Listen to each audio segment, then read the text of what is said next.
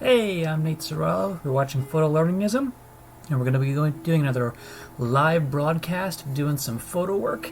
I took another trip out to my favorite park because I really wanted to try out some new ideas that I'd seen other people do and try to expand what I've been trying to do with photography, not just keep doing the same things over and over again, because that is boring for me, and I'm sure that gets boring for the people who still look at my work. So I've been observing composition, particularly in nature, where there's a lot of effort put into taking pieces of nature and making patterns or doing things with it.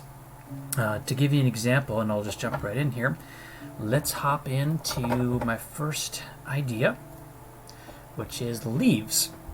I really wanted to try positioning things in some kind of pseudo-symmetrical positioning and try to take a picture of it. And I learned a lot through trying to do this, because it's not easy by any stretch. So that was lesson number one, and there are a lot of other things that come to just from giving it a shot. So I'm going to take a crack into this. This was actually the best of the bunch that I was able to do, and you can see here, I'll bring up my many attempts here, starting from up here all the way. Let's see, this was a different attempt. You can kind of see the different iterations I went through here trying to figure out how to make this work.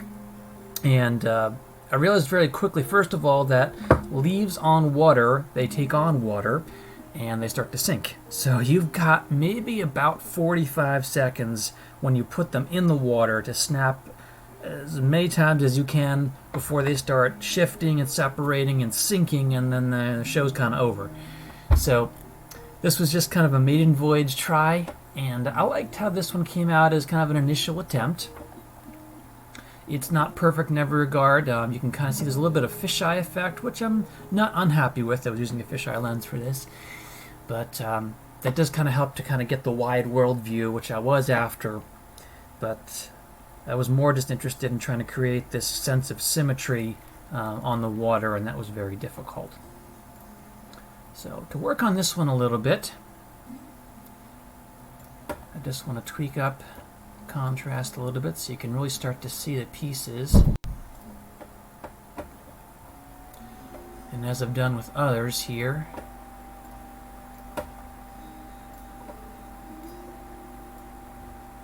we're just going to add in the other elements that help make up the body of the picture. Add in the brights, add in the darks,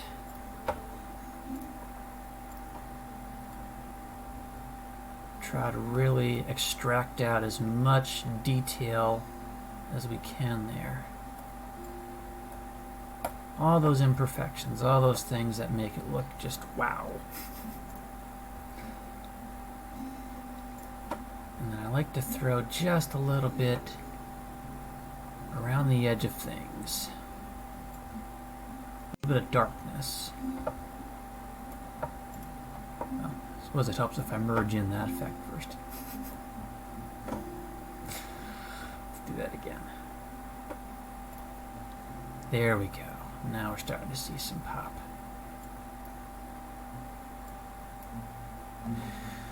case you're joining for the first time, I do use a product called Paint.net. They do not pay me or recognize me in any way for mentioning them, so this is all me. The way I like to do things in my learning experience, in my pursuit of trying to get a handle on photography and art in general, is I try to find the do-it-yourself way, the free way if I can, and master that as much as possible. And for right now, Paint.net just happens to be the best fit for me. I know there's lots of other tools out there, some of which are free and some of which are, some money out of the pocket. And that's not a bad thing. Those are very powerful tools. But as I said, I'm looking for the DIY way, the way of doing it on a budget of little or no money. And Paint.net is free, and there's a large community of people out there who contribute to it and use it and make it something that has been reasonably powerful. I've gotten fairly comfortable with it, and I feel like I've been able to produce some quality images using it. You can be the judge of that. That's my perception. If you're welcome to comment that as you like. I may disagree with you, but hey, I'm open to your perspective as long as you're open to mine. So this is just about the way I like this now. We can really see the leaves as I normally do, which is probably not good practice. I'm going to save my work at the end of it.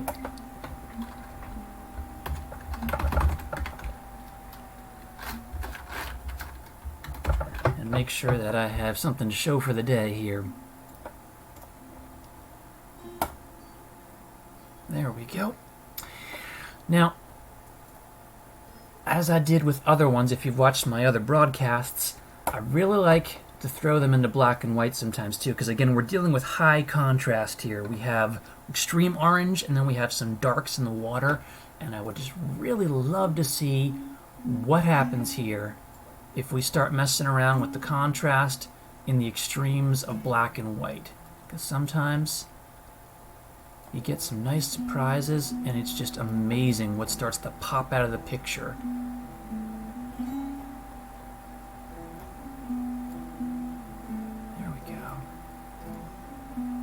Oftentimes, the effect you were going for, it completely changes. You start to see a completely different kind of art pop out of it, and it's just, it's shocking sometimes.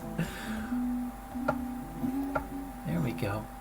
Dip into the blacks and the whites. That's the cool thing about this curves tool, is that you can do multiple points. That's pretty sweet. And I think I'm happy with that.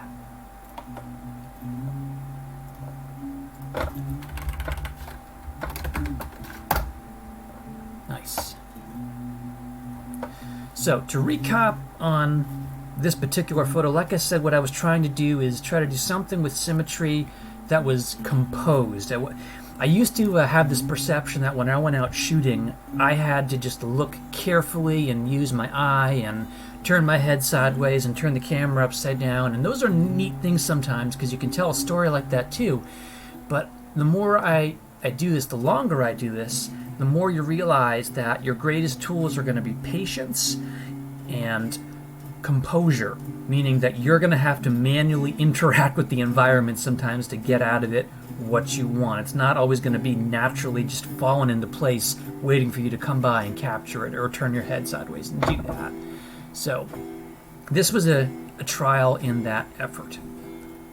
So popping back and recapping, I just wanted to share my most important lessons out of this. And I prepared a slide. That's why I'm trying to figure this out here, if I can. Oh well. So that was pretty much it. It was just that leaves in the water don't stay where you put them. And commitment to the idea is worth it. It took me a lot of tries even just to get this, and I bet you that if I had stuck with it for another 15-20 minutes or so, I probably could have come up with something even more impressive. But it was cold, I had some other ideas, and this was just a first try. So if you're going to try this, by all means, go at it. Expect to spend a lot of time and a lot of tries and burn a lot of images in the process, but that's okay. You can delete them and just keep on going. It's the beautiful thing about digital, right? So you've probably seen enough of my face. Back to the images.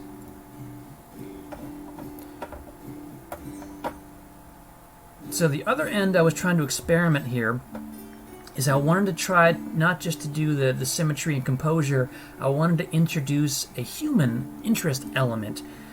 For today, that happened to be hands, because I've only got two hands, one of them's on the camera, so I wasn't about to try selfies in the water, because again, it was cold, and even just sticking my hands in the water, as you can see for a couple attempts here, got pretty cold pretty fast. So we just tried out this concept idea of trying to put a human element in with nature. And this is not so much to... I'm not a model, first of all. This was an idea of connecting the two and creating that sense of mystery that I love about pictures. You know, what's the finger doing? Am I trying to fish something out? Is it washing? Is it just refreshing? What is it about this? So I wanted to try that out a little bit and see what I could come up with and not freeze my fingertips off.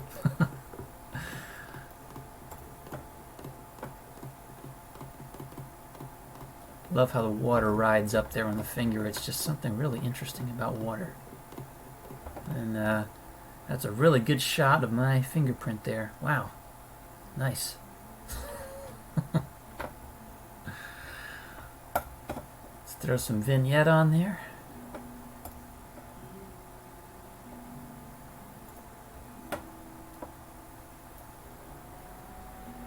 Back off the darkness just a little bit because it's a bit too intense. Around the thumb there. There we go. Awesome. All right.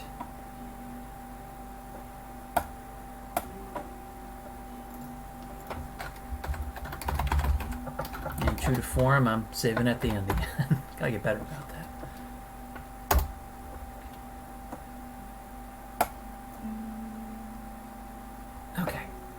And why not? Let's throw into some monochrome here. Let's try black and white first, because that's usually the go-to kind of monochrome I like. But maybe we'll get crazy here and try sepia as well, while we're getting crazy. I think we're going to focus more on the white side of the spectrum here, but let's see what we can do. Now this is interesting because it's actually inverse of what I normally like to focus on, where the object of interest is going to be dark and the background's going to be white. And that's really surprising again. It's one of those things that just happens while you're messing around with different ideas. Huh. Yeah, we'll keep that.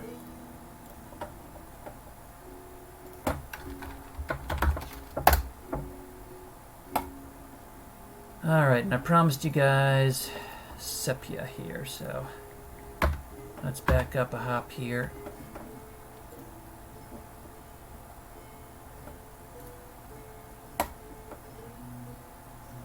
Yeah, that has a little bit of a charm to itself as well. Yep, and again, I really liked the enhancement of contrast, focusing on the light side, which incidentally brings out the darks. Funny how that happens. Nice.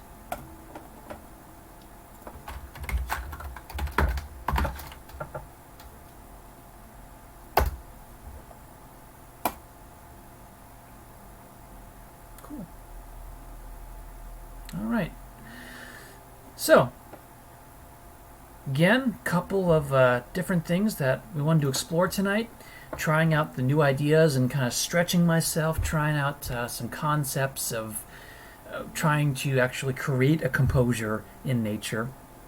And water is still something I'm, well, honestly a little afraid of, because I don't want to drop my camera in it, and I'm only willing to wade in so far, especially when it's really cold out. So little baby steps here, and maybe I'll get braver as the weather gets warmer sometime in the spring or the summer. For now, I'm just kind of content to stick my fingertips, maybe the tips of my boots in the water, And I'm going to try out these ideas and learn them so that when it gets warm, I should be sharp as a tack and ready to really make something impressive here. So I really thank you for sticking with me to the end. Thank you so much for watching. Join me on my other social media, Facebook and YouTube and all those other venues. Connect with me. Ask me questions. Even if I don't know the answer, it'll be a good learning experience for all of us to find out and grow together, because that's what this really is. This is a hobby, and this is a way for me to explore this output of art. And if it helps you, that's wonderful. It's definitely helping me.